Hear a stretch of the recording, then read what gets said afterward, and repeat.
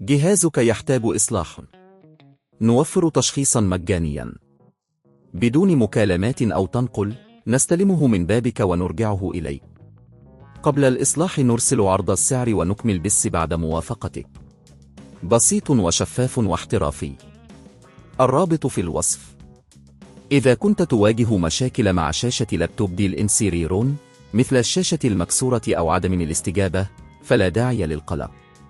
في هذا الدليل سنقوم بإرشادك خلال خطوات استبدال الشاشة بشكل آمن وفعال. أولاً، تأكد من إيقاف تشغيل الجهاز وقطع الاتصال بمصدر الطاقة. الخطوة 1: تجهيز الأدوات. للبدء، ستحتاج إلى بعض الأدوات الأساسية مثل براغي دقيق، أدوات فتح، وشاشة بديلة متوافقة مع طراز لابتوب. يمكنك العثور على الشاشة البديلة عبر الإنترنت أو في المتاجر المحلية. الخطوة 2: إزالة الإطار الخارجي. استخدم أدوات الفتح لإزالة الإطار الخارجي للشاشة برفق.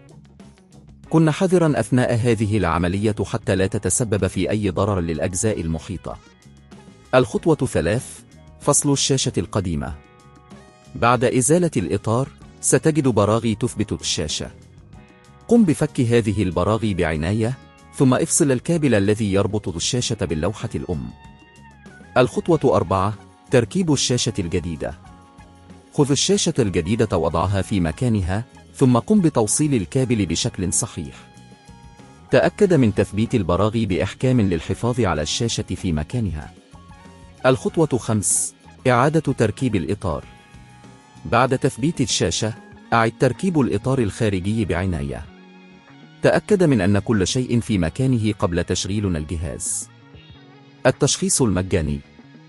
إذا كنت غير متأكد من المشكلة، يمكنك الاستفادة من خدمة التشخيص المجاني المتاحة في العديد من مراكز الصيانة.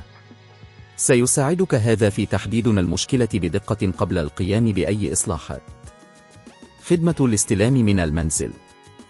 إذا كنت تفضل عدم القيام بالإصلاح بنفسك، يمكنك استخدام خدمة الاستلام من المنزل. ستقوم بعض الخدمات بجمع الجهاز منك وإعادته بعد الإصلاح، مما يوفر لك الوقت والجهد. السعر قبل الإصلاح. تأكد من الاستفسار عن التكلفة قبل إجراء أي إصلاح.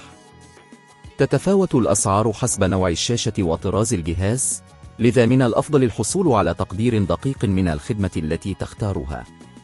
باتباع هذه الخطوات، يمكنك استبدال شاشة لابتوب الانسيريرون الخاصة بك بسهولة. إذا كنت بحاجة إلى أي مساعدة إضافية، لا تتردد في التواصل مع الخبراء. جهازك يحتاج إصلاح. نوفر تشخيصا مجانيا بدون مكالمات أو تنقل، نستلمه من بابك ونرجعه إليك. قبل الإصلاح نرسل عرض السعر ونكمل بس بعد موافقتك. بسيط وشفاف واحترافي. الرابط في الوصف.